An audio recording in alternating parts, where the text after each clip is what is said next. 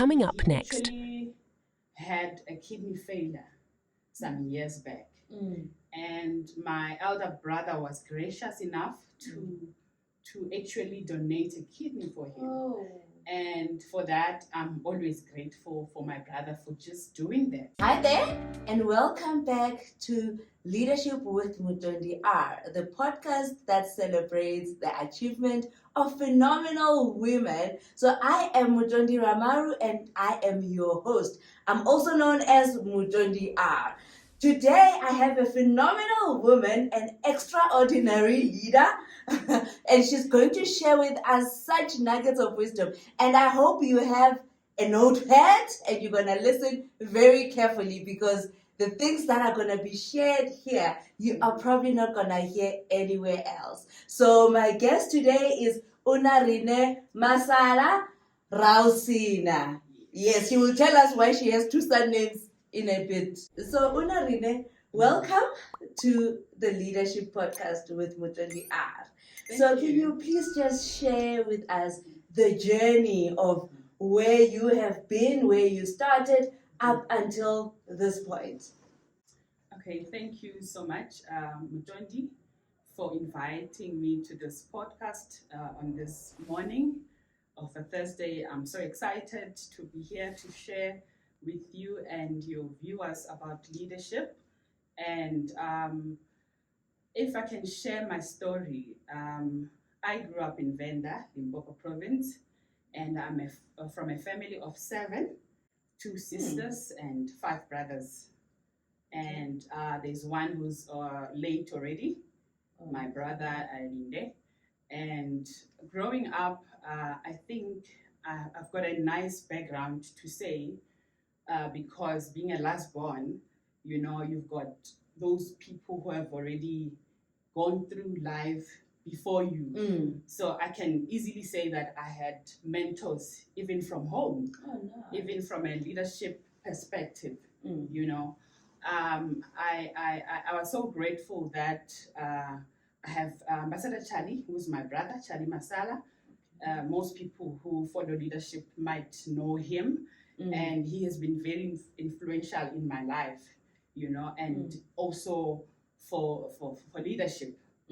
And I got more interested in doing leadership because of him, you know, just seeing him walking this leadership journey with Dr. Miles. It really, really was a great thing in my life. So your brother was working with Dr. Miles Monroe, like Dr. Miles Monroe? Yes. We worked with Dr. Miles, I think, from back in the 90s, you know, when he was still in university. Do you know how they met or got to work together? I do know, but he has also detailed it in his book, which is called My Life and Times with Dr. Miles Monroe. And in this book, he talks more about servanthood, you know, when you serve others, then God lifts you up, even in your leadership journey. So I think that's how the whole thing began, from him having the heart of service. Yes. And that's what I grew up watching and seeing. And I thought, one day I want to be a leader too. And it's something that it's not really too far from me. This is a person at home with my sibling. And hence I got interested in the leadership program that myself and you, Mutondi, were doing together. Yes. And academically, I would say that I did internal auditing. Okay. Yes. And my story is very interesting because it actually came to, you know, change when I started doing accounting, because that was the opportunity that presented itself to me. And I thought, rather than just waiting forever for this auditing that was not presenting itself, I had to grab that opportunity. And I found myself as a professional accountant SA right now. And I think with that, it's another really great story that I have to tell. Because being a church girl, you know, we were attending a youth service, and I want to commend my sister, Ndinaye Mufukeng Murigwe. This is the daughter to Dr. T.S. Murigwe. Okay. She's the one who came and called me, and she was like, Una, what have you done? I was like, I've done accounting. I did internal auditing, and I've done accounting as well. Yeah. And she was like, no, we need to talk. Okay. You know? And I didn't even know that it was going to be part of my story to be an accountant. Yeah. To find that she was working at SIPA. And she told me that, look, there's a program that SIPA is running. And here are the forms, apply.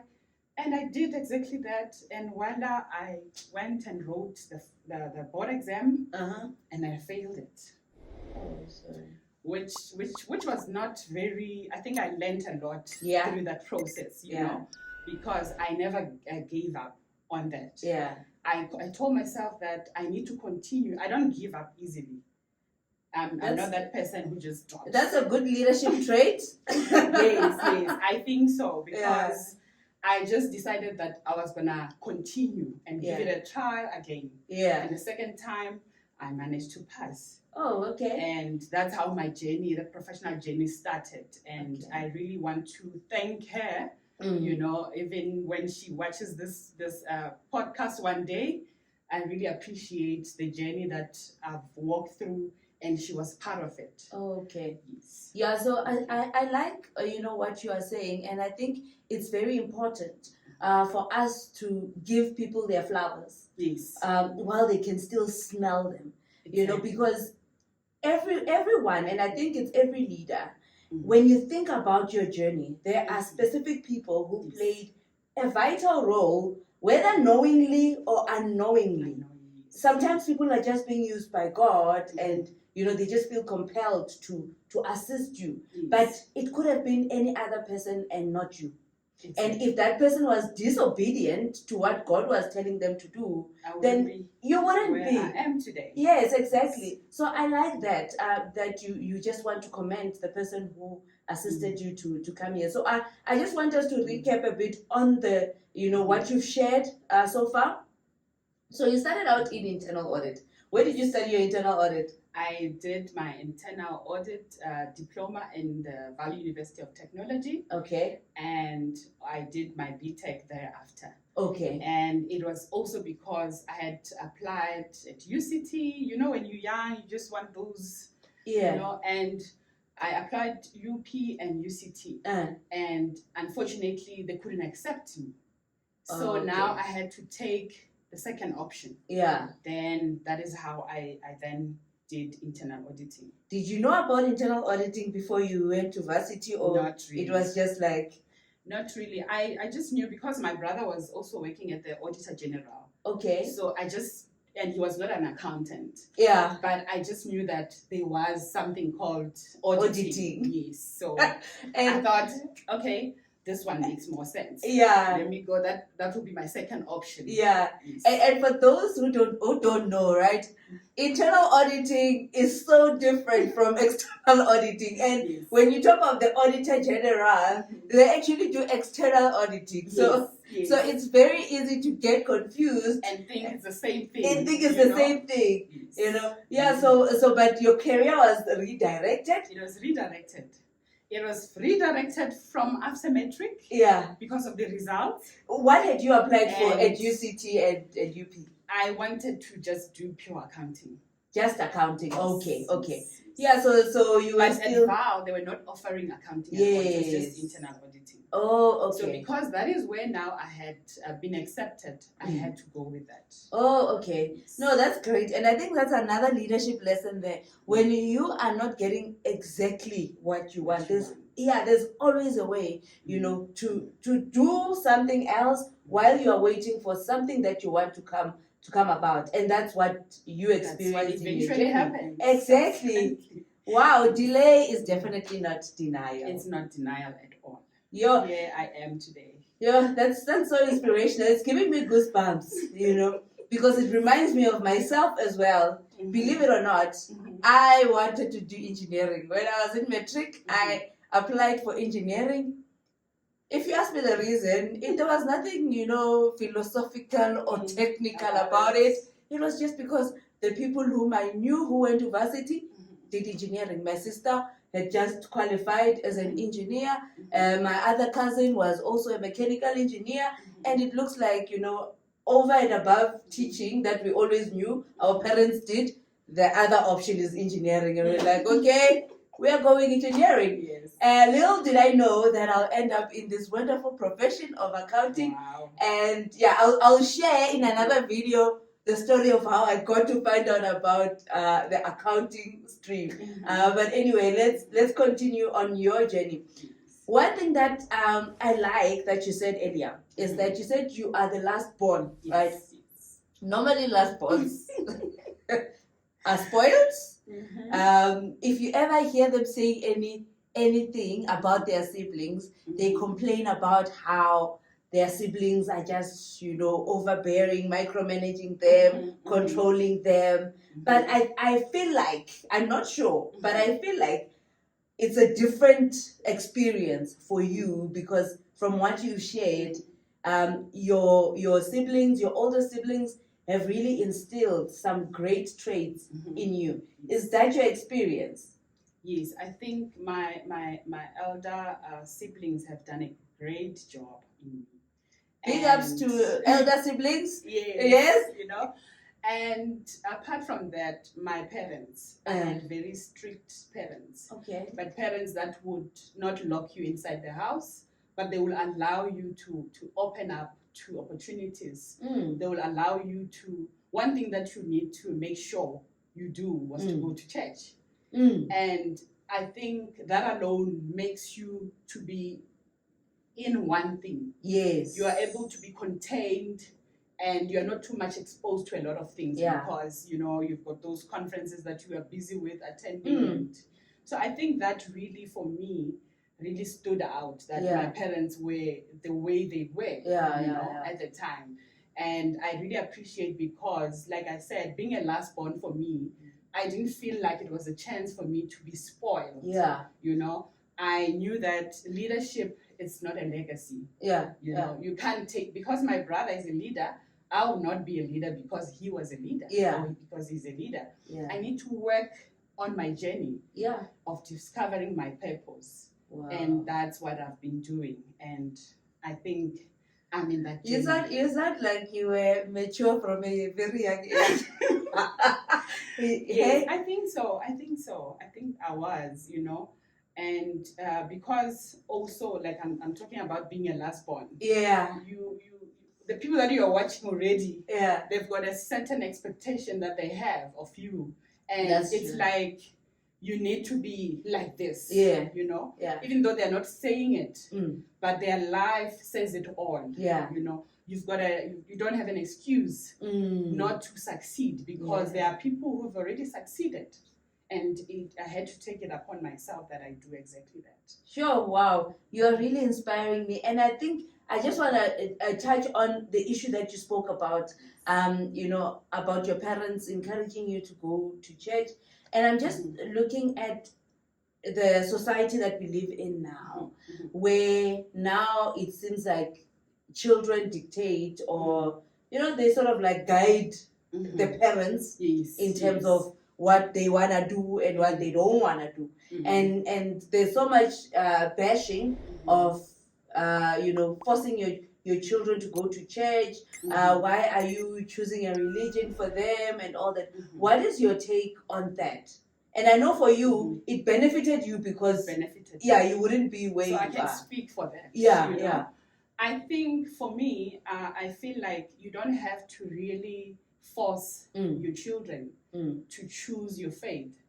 But as young as they are, you need to give them direction. They can't be leading themselves. Either way, they need to understand that whenever that they're in that matured state, then they can choose for themselves. But you can't tell me that a primary school child is able to just decide, I can go and drink now and it's fine. Obviously they're doing it from their immaturity state of status. Sure. So I think this is a call to parents, to say you need to take up your leadership role. You are the leader of your kids and not the other way around. And as much as society now encourages a lot of things, At the end of the Democracy day, and all. democracy and all, at the end of the day, you will be responsible for that product that you have produced. I doubt that a 10-year-old can take accountability for how they turn out. No. Do your best. I think the takeaway is do your best, to guide them. To guide them. Yeah. To display that leadership. They will be able to see it from that, and then eventually it will make sense for them. Yeah, because over and above just saying things, as parents, we need to model whatever that we want our kids to become. Yeah. So I think that's a valid point. Yeah. So let's continue with your journey. Where were we? Yeah, we have already said a mouthful, but I think, like I've been saying about Dr. Miles, I think I've learned a lot.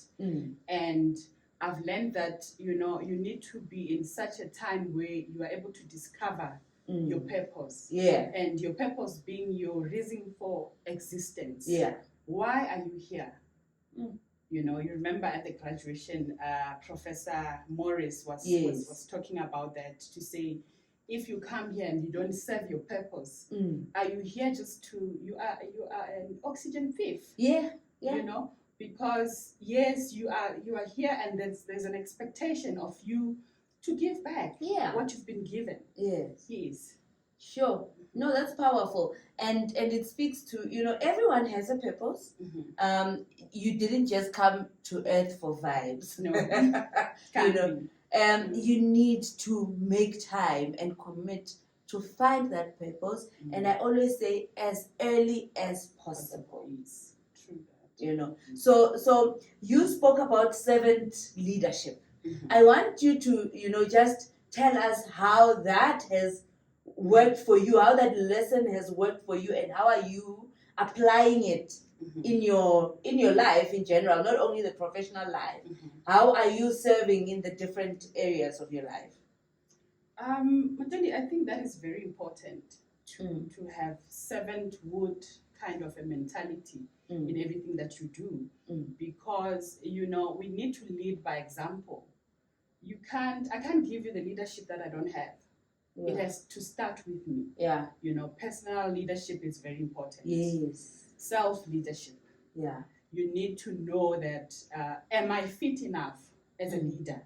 Because you're going to, whatever that you do, if you're leading people, they're going to be following after what you do, and if it's a wrong thing that you're doing, which means the copycats are gonna also get the wrong thing that you do and do exactly the same thing.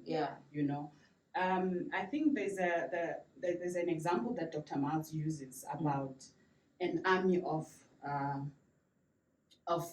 sheep, an army of lions being led by a sheep. Okay. They will obviously be defeated. There's no way that they're gonna make it. Even though they are all lions. But if the leader is a sheep, the lions are gonna be converted into sheep as well. So that is where I draw from, to say, if you have to be a leader, you need to have the servanthood ship that, in a way that you are able to display that leadership that you think or is the right way of doing things. Yes. Okay. And when you are at your service, obviously other people, other opportunities will present themselves, because you are not even stressed about this thing that you're doing. You are just servicing. Yes. And you are serving in such a way that for you it's not even it doesn't feel like a job. It comes in natural.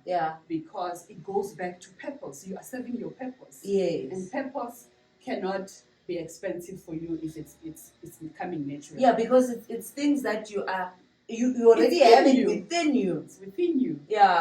How do you think more leadership has been given to you? More is expected as well. Exactly. For you to give out. Exactly. So how has this servant leadership assisted you throughout your career?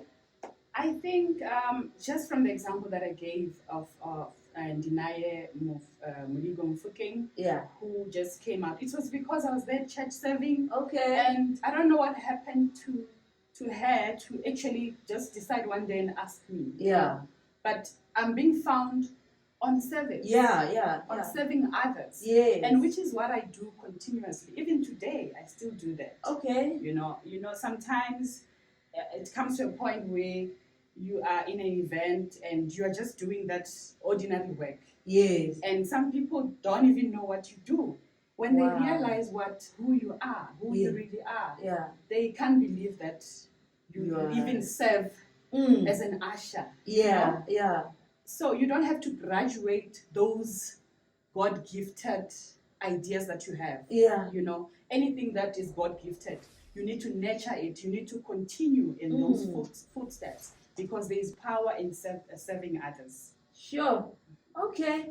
Yeah, that's really powerful. So now let's go back fast forward to your you finish your degree and then you look for a job, internal audit, nothing is coming forth, and then you got redirected into accounting. And you did share that you wrote your CIPA exams the first time. Unfortunately, yeah, we regret to inform you that. Yes. And then the second time you did it, and I was so happy. I was excited that, you know what, I didn't give up. I gave it a second try. And voila, I made it. Wow. And one thing about me, I'm very big in celebrating wins, you know. Any little thing that I achieve, I celebrate. How do you celebrate? It's gonna be, if it's a party, it's a party. Okay. If it's going out, it's going out. Yeah. But definitely it's going to be celebrated.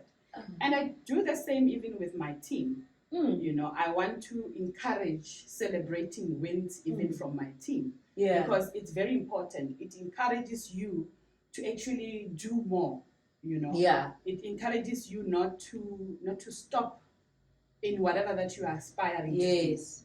Yes. Because when you celebrate, you feel so great, you always want that, you know, experience over and over and over. And knowing that in doing that, you also inspiring others. Yeah. You know, because there are other people who might feel that you're a CASA.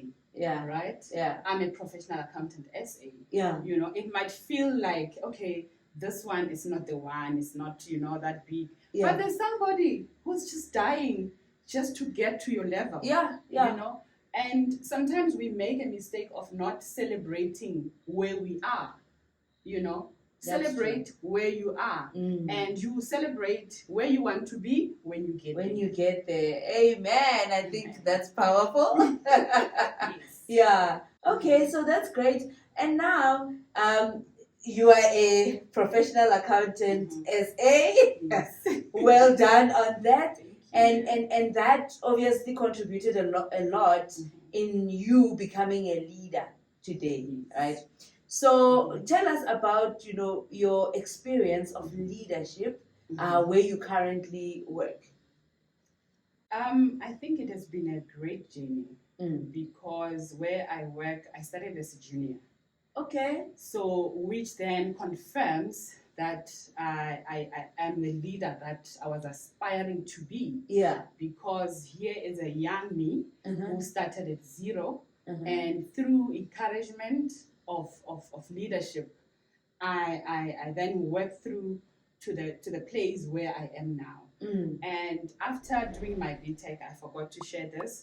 I went on to do forensic auditing because you know, I was still trying to go the next step of the ladder. Yeah. You know, to make sure that I'm also professional ready. Yeah, and equipped. Yeah. And I did that while I was waiting. That is when I did the professional accountant SA. Okay. And after that, I didn't say, okay, it's enough. I thought, okay, I am also interested so much in business admin. Okay. And that's when I did my MBA with Monash.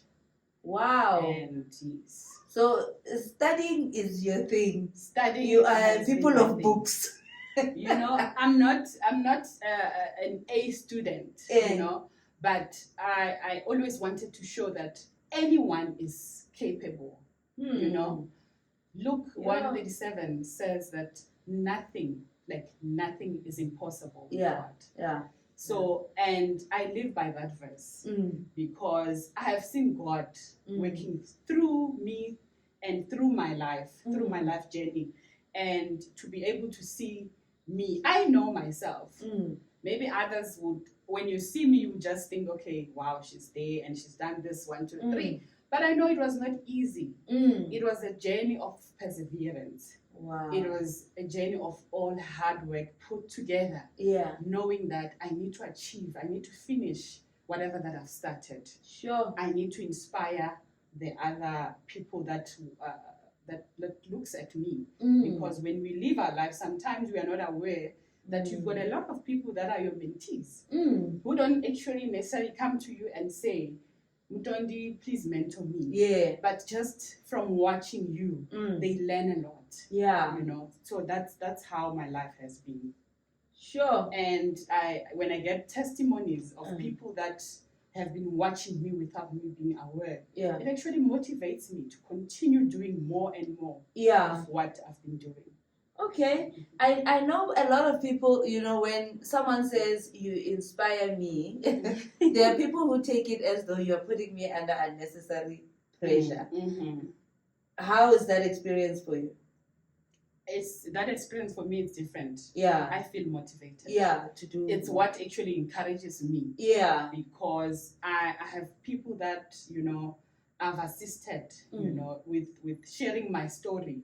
And they come back and say, yo, Una, thank you so much. And you've really helped me. I wouldn't be where I am. Yeah. Even if it's not really looking so big. But for them, that word that I imparted at that point in time was their word. They took it, they ran with it. Yeah. And it worked for them. Sure. Wow.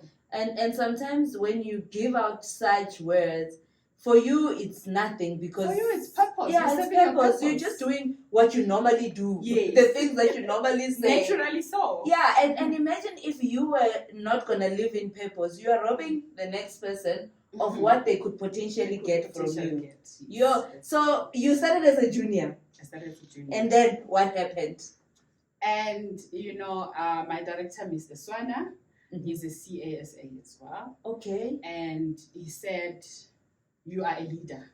Okay. You know, he's somebody that when he talks, you know, you won't repeat himself. When he says something, you hear it like that this is what he's trying to say to me. Yeah. You know, and he said, I've got another company that my wife manages. I want you to work with my wife. Okay. And I took it, and those words set in me, and I was like, it means he saw something in me. Because we were a lot of people who were in that company at the time. It was called Arms Audit. It's still even in existence even now. Okay. And that thing that he did to me, just for giving me an opportunity, I grabbed it with both my hands. Because I was working in a company where it was like, it's just me, everything. You know, you are the admin. You are the PA of notes, you know, and you are the junior accountant that you are. Yeah. If there's training services, I have to come in and do training. Sure. You know? So that thing helped me to be equipped in a whole lot of things. You know, I started doing proposal from that stage. Wow. I didn't even know what was a proposal, you know. Yeah. But now I do that with ease. Yeah. You know. Wow. Ease. So okay. That was my journey. Oh, now you are managing this other company. Yes. Oh, now wow. that is the company that I'm in now, managing it. Oh, well done. Well done. Thank you. You've done really well for yourself. Thank you so much. Sure. And what are the leadership lessons that you learned along the way? I know you've shared some, but what are those critical ones that you'd like to share with our audience? I think I've already mentioned leading by example. Yes. So another thing would be you should lead from a point where you are not limiting others, you know. If I'm a leader who became a professional accountant SA, I shouldn't feel like everybody who comes to under my leadership should just That's their now the benchmark. the benchmark. Yeah. No, I do understand that people that I lead can be more than me. They can be above me.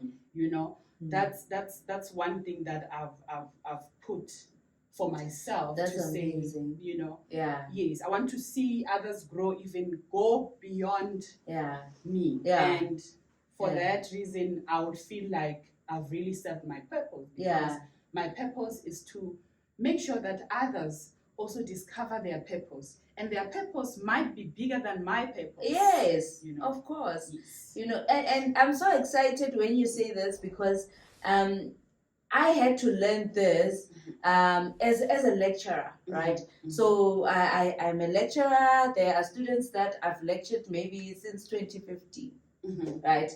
And you find that when I was lecturing them, obviously I was older and appeared to have a bigger position than them. Yes. But those people have gone on to qualify as chartered accountants today, and some of them are executives wherever that they are, and you find them in these meetings where I need to attend, and then maybe they're the ones who need to make the decision. Of course, so that really taught me that leadership is not about levels. No. Leadership is just, everyone is equal, but everyone is in their chosen path. Everyone is living their purpose. And I think it should never be a point of comparison. No. To say this one is doing better than that one. As long as you find yourself in purpose, then you are in the right place. Amen. That's true. Yeah. And that is why leadership is not about being in charge. It is rather taking charge of those that submit under you. Yeah. So if as leaders we come to a place where we understand that we are not in charge, it's still servant, kind of a thing. You need to be there to say that I'm a vessel that God is using in this process. Yeah. So like you were mentioning that there are people that you were a lecturer, you were CA, some of them you're studying with them, but at the end you start seeing those people in meetings being your bosses. So as leaders, I think it's important to realize that we are not the main thing. We are not the final people. We are there to help others discover their purpose, and their purpose might be higher than our purpose. And we shouldn't feel small, about that. Yes. In fact, you are a great leader if people who you have led are living out their purpose, no matter how big it is. Yes, true. Especially if it's bigger than yours as well. It means you've done a great job as well. Yes, exactly. So it should never be a point of comparison. No. We should never get to that point. Yeah, I like that. So now, what are the challenges that you came across when you were leading in the different areas that you were leading? So you mentioned that even as a junior person, when you started, you were sort of like doing everything, which means you exemplified some leadership there. What were the challenges that you've found across your leadership journeys? So the challenges that I've encountered in my leadership journey, one of it is which happens quite a lot of times. People don't understand the gift that another person has. Other people feel offended when they see you being put there, and they don't understand the work that you've put in as well. Those are the challenges that I've encountered, and also having to manage. Just to pause, sorry to interrupt you there. So some people did not understand why you were put in certain positions. Yes. In what way did that come out? How did you pick up on that people don't understand? I think when you have you are young, and now here you are, you've been put in a place where you have to manage somebody that is 15 years older than yourself. And they just don't get it. Why are you the one who's supposed to be there? Sometimes maybe they do have the same qualifications that you have. Mm. Maybe they even have more. Yeah. But they're not the ones that are put there. Yeah. Which is where, if they understood leadership, they wouldn't have a problem. Yeah. Because it means they are not yet in that level where they've discovered their purpose and they are able to serve it. Yeah. Yes, they do have the qualification that is needed for the job. Yeah. There is a person who's a CA. Automatically, they feel like they need to be the ones who are on top. Yeah. And it's not always like that. Yes. Yes. Sometimes leadership, it's very funny, at times, because it doesn't play out the way we think, Sometimes you might find even a person who's not educated becoming a leader. Yes. Because of the leadership traits that they have within them. Yeah. Yes. Wow. Yeah, I think that's really powerful. And then you were going to the second challenge? And the second challenge is when you are leading men. Yeah. The gender equality thing comes in. Because men feel small. When it's like sometimes you have to reprimand and they feel like you need to first consider that I'm a man before you can reprimand or before you can say anything to me. Yeah. And you'll be looking at it as if this is a workplace. Yeah. There are standards, there are principles that we follow. If you are wrong, you are wrong. Whether you are a man or you are a lady. Yeah. I can be able to be in such a place where I'm able to tell you that here you are wrong. Yeah. So those are the other kinds of challenges that I can really think of that I've experienced. Yeah. Yes. And jealousy, when people just feel like, why? But I think it's part of leadership characteristics. And human nature. It's human nature. Yeah. I think jealousy is just across. Yes. Yeah. So I find it very interesting that every guest, and when I say every guest, I mean every guest who has been on this podcast has spoken about the gender equality issue. And I think it's important for us to now start engaging on this thing because it seems to be a challenge for women in leadership everywhere, So when you are leading men, right, there is a certain way that they want you to act, which sometimes is against what a leader should do in those circumstances. So how did you navigate? How did you find your way around, trying to still act like a leader, whereas you are leading men who feel like, no, I'm a man, you can't tell me anything?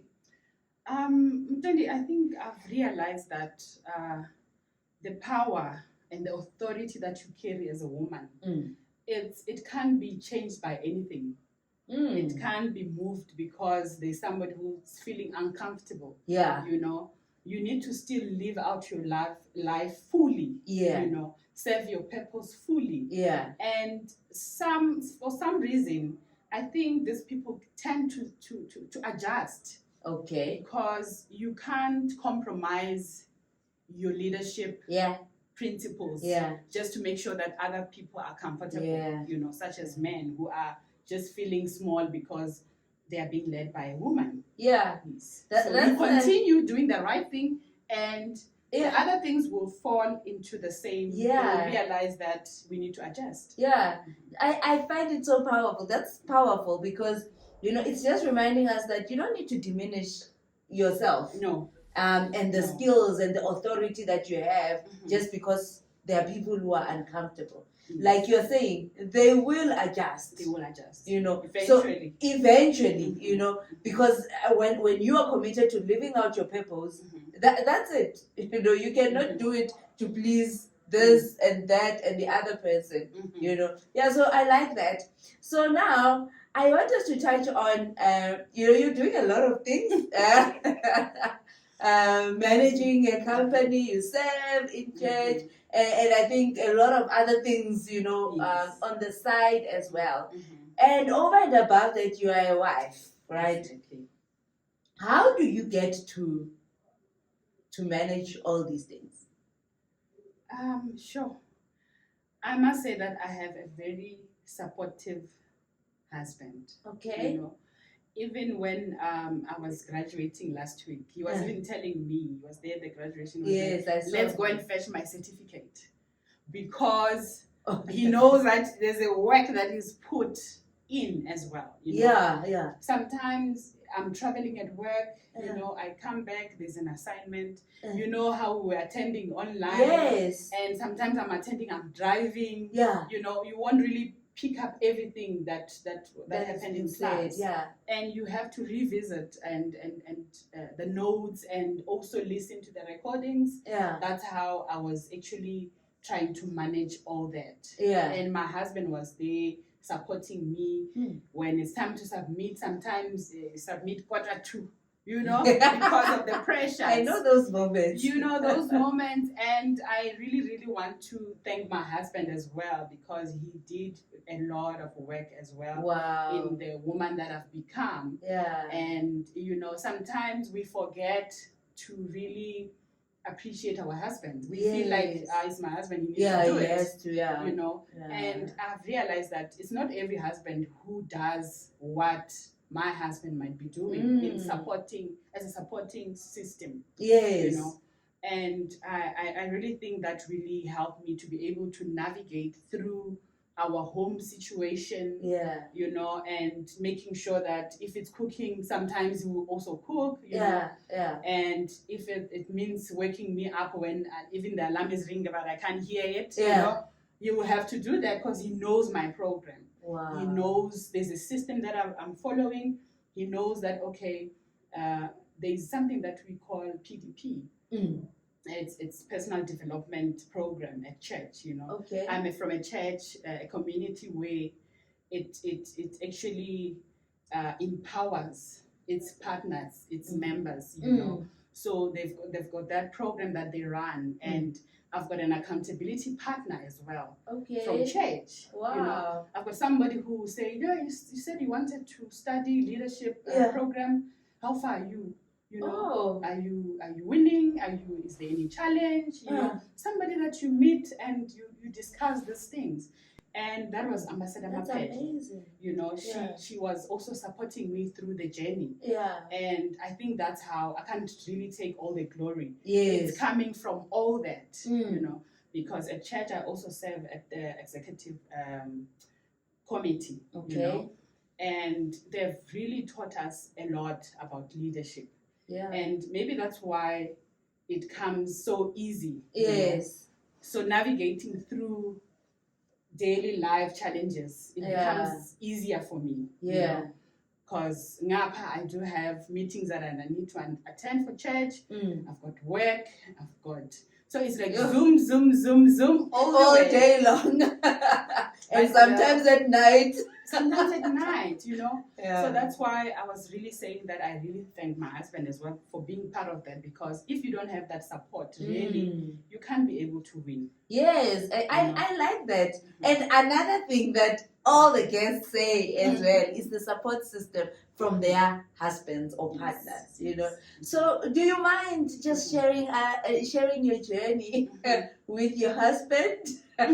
How you met, if possible, and all the way until marriage and now, I met with my husband back in the days while I was still at VAL, and hence I had to go back to the VAL. Okay. You know, because eventually we got work from that side, and we got married 2019, and we are actually celebrating 5 years. Ooh. You know, 5 years of not having counseling. I think it's another win to celebrate. Yes, it is.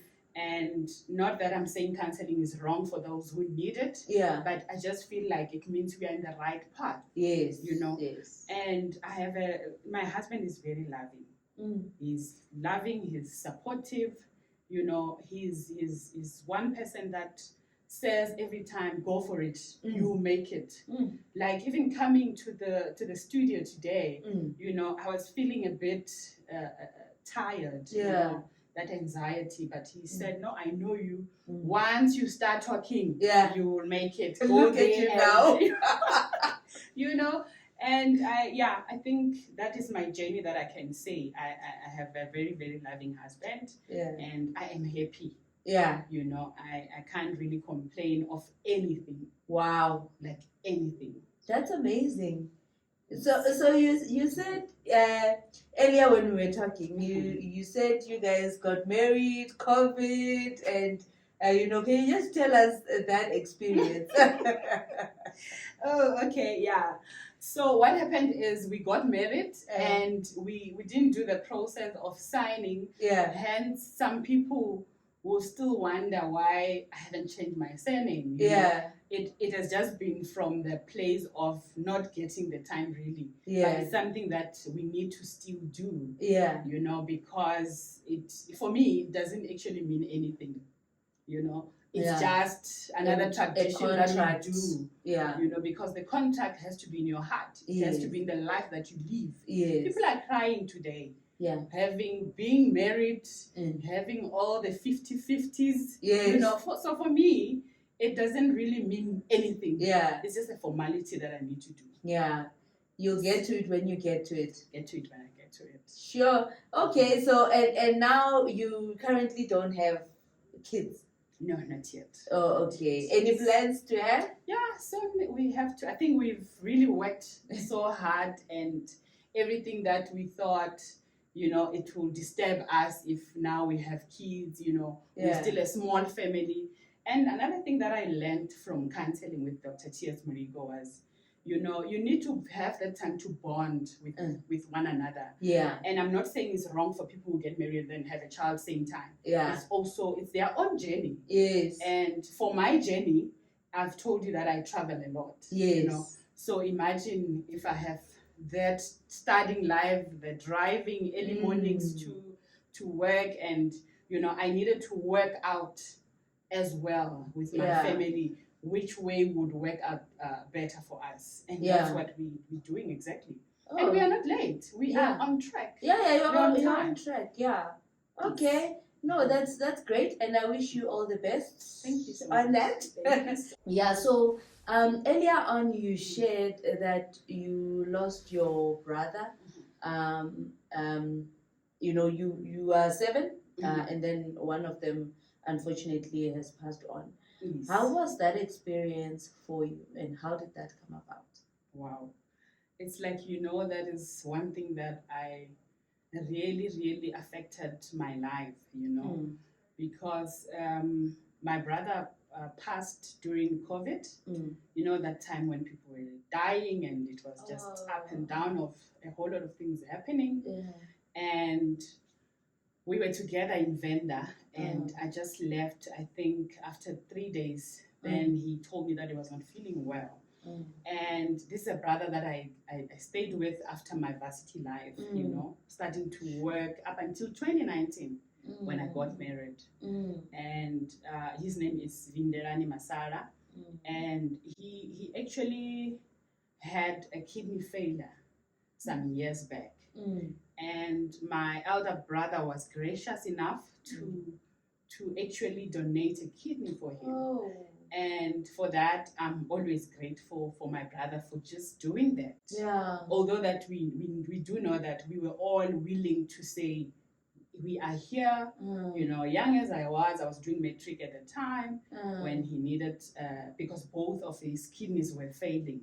Sure. And it's a great testimony that of my brother, my elder brother Thomas, that he did. You know, it will really outlive us. It's a testimony that I think about it every day, and I just see God. Yeah. Because in the whole journey. Yeah. Because you realize that it's not really easy to live without, with a kidney transplant. Yeah. There are a whole lot of emotional attachments that comes with it.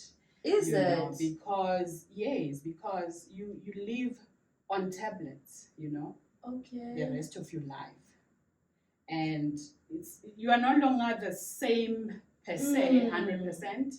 But I had a very strong brother, I must say. And he pushed on, and he managed to live like 15 years, which the doctors will say after the transplant is just 10 years maximum. Wow.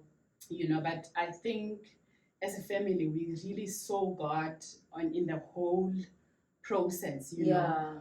in the whole process of him doing the dialysis, Mm.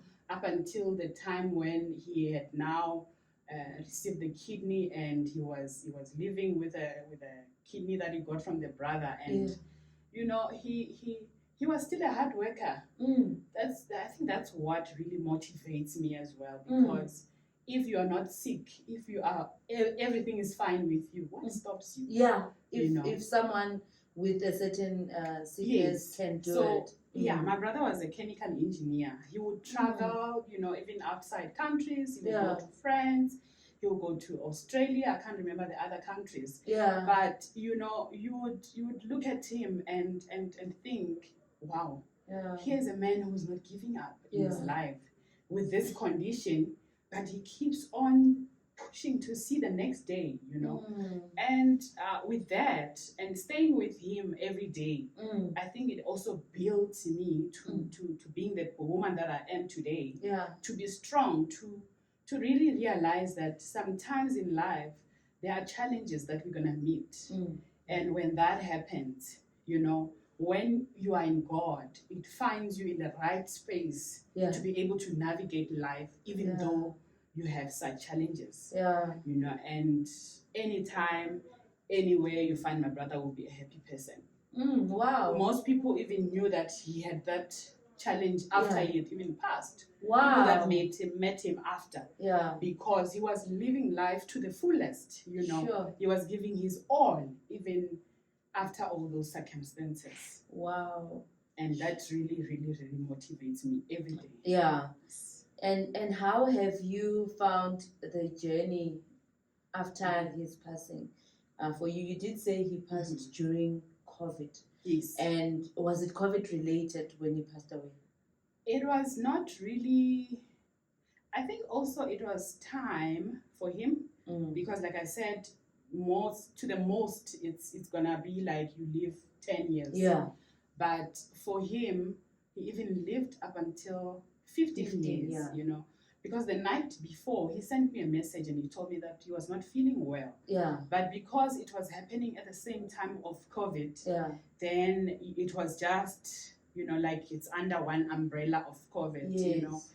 And a lot happened at the time, and I was so discouraged as well from how people were just every time when somebody dies, even if it's not death, it was like now we can't even go to the family, like during that time it was so hectic in such a way that there was a stigma around that. Yes. To say, no, that place, this person died by COVID. Yeah. And you find people talking about it, and it's not like you're going to answer everyone that, no, this one is a different case, But at the end of the day, dying is dying, Yeah.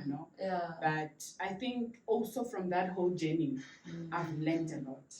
I've become very, very strong. Yeah. Because, of that whole journey, knowing somebody, staying with somebody until such time that they depart, and even before he passed on, because I lived with him, I knew the challenges that he would encounter at some point, So sometimes, when you're staying with somebody and they tell you that, what, I feel like, I feel so weak, I feel like I don't know how I'm feeling, It's like, so for me, when it happened, I felt like still God gave him grace to live more years. And with that, I really thank God that, he kept him with us for the longest time.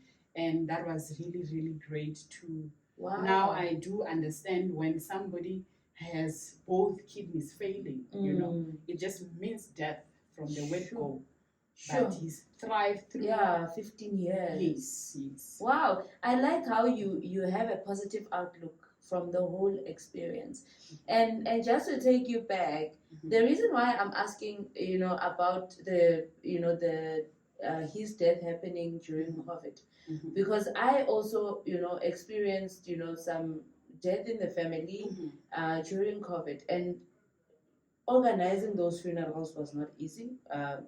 Honestly speaking, it was hectic. And when it happens at that time when people are not allowed to come, maybe they say a maximum of It was 50 at the time. Yes. Mm-hmm. Did it not affect your, I don't know how to put it, like how you processed the death because of all the other restrictions? Like, didn't it affect how you got closure? It did. I think it did, because at the time I remember queuing at the what do you call, Home Affairs. Yeah. Doing that whole process. It was such a difficult time. Sure. And I remember we arrived there around about 8:30 in the morning, and to find ourselves leaving at 3:30. Sure. Just to queue for a death certificate. Yeah. It was as hectic as, I don't know.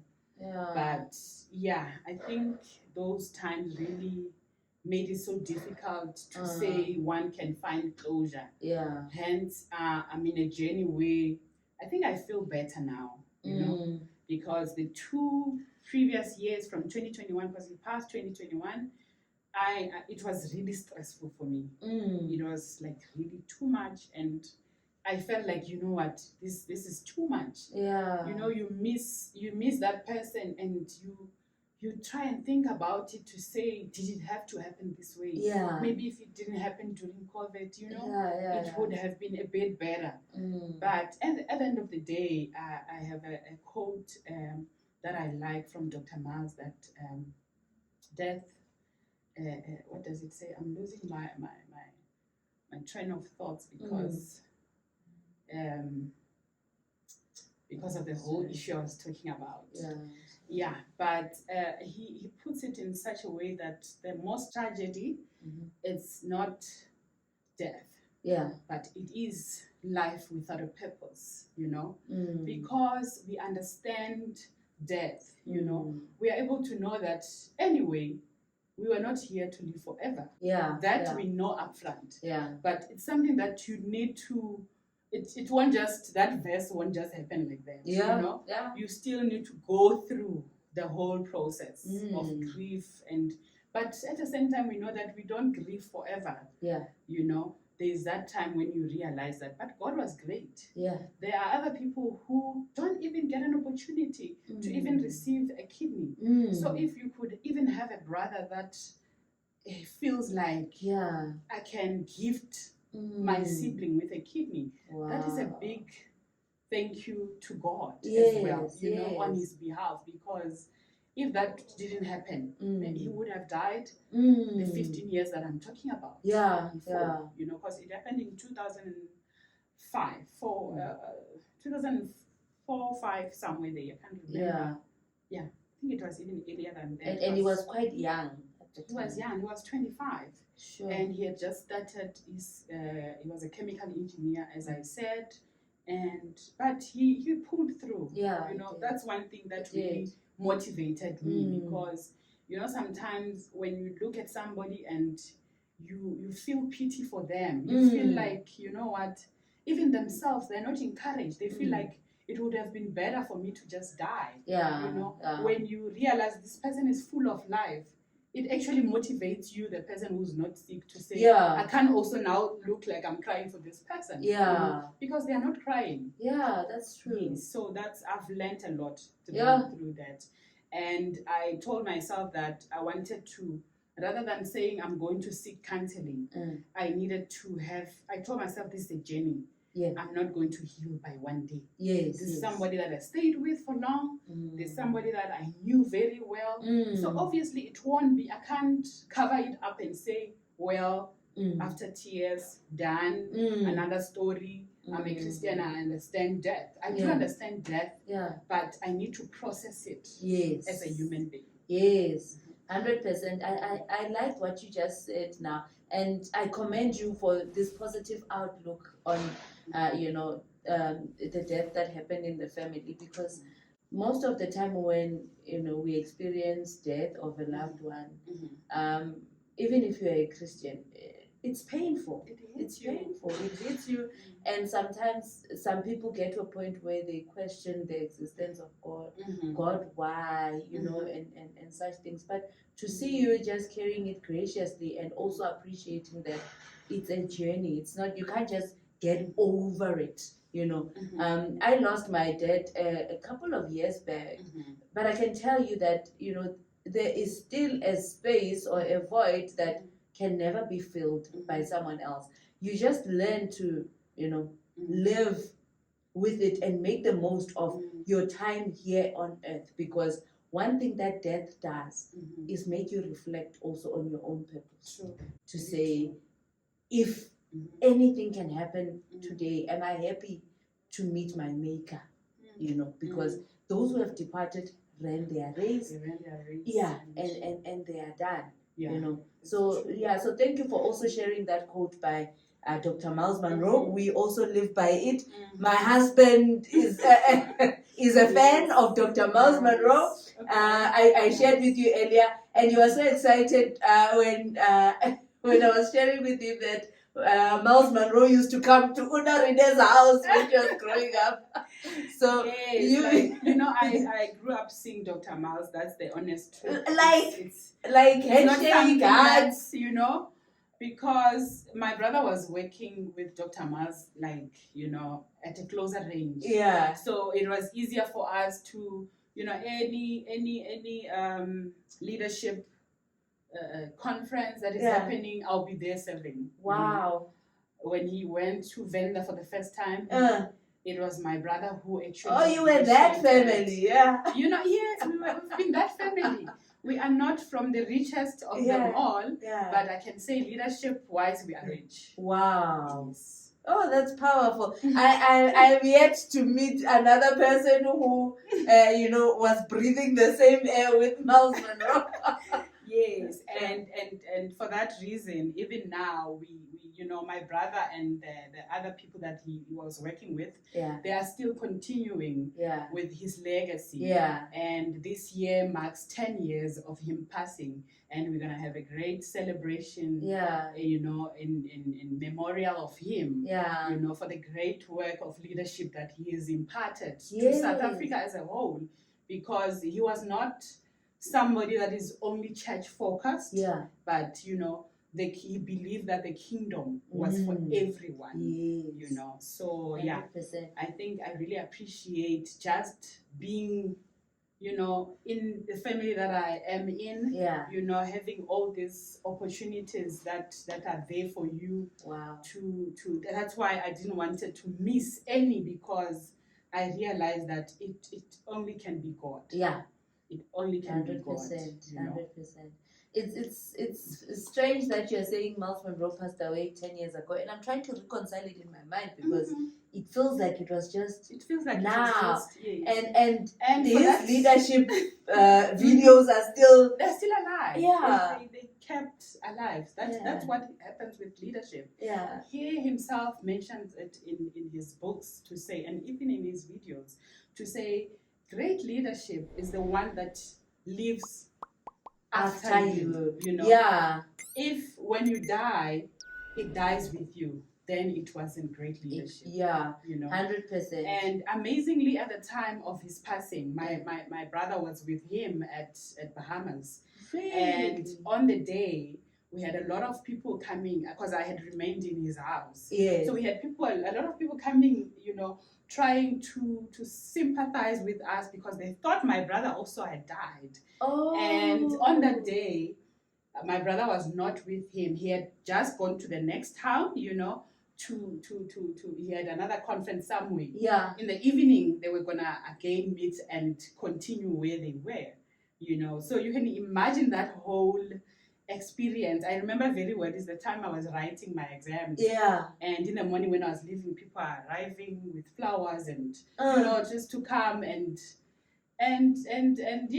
it's a story of another day. Wow. But we thank God that we have benefited a lot of information, a lot of knowledge, wisdom that is from Dr. Miles Monroe. Yeah. And when you just talk about him, anything that he has mentioned about leadership, it just runs through your mind. Yes. It's just something that just gets dropped. Yeah. That is how powerful his leadership was. Definitely. Mm-hmm. And you would definitely recommend him Obviously, guys, I brought a book that, Unarine brought a whole library here. This is a book that helps me a lot. It's understanding your potential. And this small one is very powerful as well. It's releasing your potential, Anything that is hidden within you is your potential, and it has to come out. You need to release it to the world. Yeah. The world is waiting for it. Yes. Thank you. And you already elaborated on this one. Elaborated on that one. Your brother's books. Yes. This can also assist someone out there. Yes. Oh, wow. Thank you this very is much. so beautiful. We are inspired, and I think it's homework for all of us to go back and page these books and learn some leadership traits. So for someone who is aspiring to be a leader, this is your first plug. Go in and Google Dr. Miles Monroe, watch his YouTube videos, and then I guarantee you will come out a better person than you are now. Amen. Right? Amen. We are not just saying this. We are not selling. We're not selling. We're not marketing. Already. Exactly. Yeah. So thank you so much for sharing. So I just want you to share anything that you want to leave with our audience today. To that little girl, even a little boy who has dreams, who would like to accomplish things, what is that one word that you'd like to leave with them? I think the importance of leadership is self-discovery, and make sure that you identify, you discover the reason for your existence. Yeah. And start to work on it. Yeah. Start to nurture your gift that God has given you. Yeah. Because I do understand that others feel like leaders are born. But, I also think leaders can be made. Yeah. From whatever that God has given you, you can work on it and nurture it, and to such a point where you are a lead at it. So that's what I can really leave with the viewers. Yes. So one other thing that we like doing in this podcast is to equip people with practical techniques that they can use. So what do you think they can do in order to discover themselves? I would suggest having PDPs. Okay. Which is a personal development program. Okay. Like, you do write down everything you want. You set your goals, whether it's short-term goals, long-term goals, and when you've won on the first goal, pause and celebrate the win, like I was saying. Yes. That is what I think is very important. And when you do have a plan, an action plan that you've put for yourself, you know what needs to be done when. And you know how you want to reach your goals. Follow your goals and have a plan for your goals. Strategize. Yes. Okay. No, thank you for that. So thank you once again, Unarine, for sharing these nuggets of wisdom and leadership. And when you said you were gonna make it today, I was so excited, and I think it happened for a great purpose, because today I am growing Nyakula. It's my birthday, 7 March. So happy. We call it Purpose Day. Oh, because it's not just a day that you were born. But it's a day where your purpose has to be discovered. You need to start living your purpose.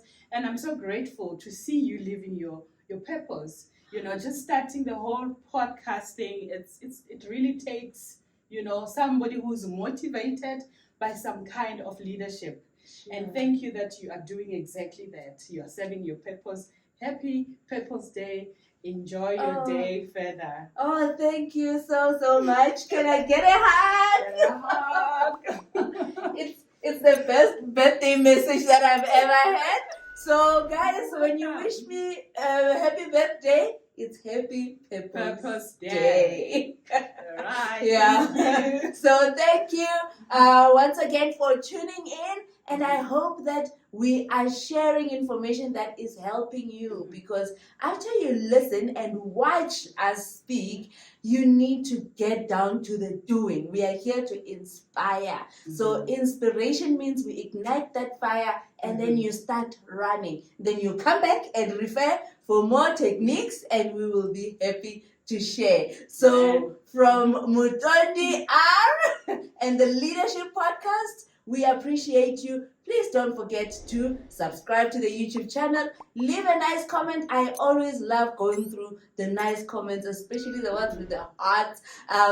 So they always make my day. So also share with those around you, your family, your friends, even colleagues. Hey, So before I forget, I am your sister and friend in all things leadership, especially personal development. So that's it from Unarine and I. Bye.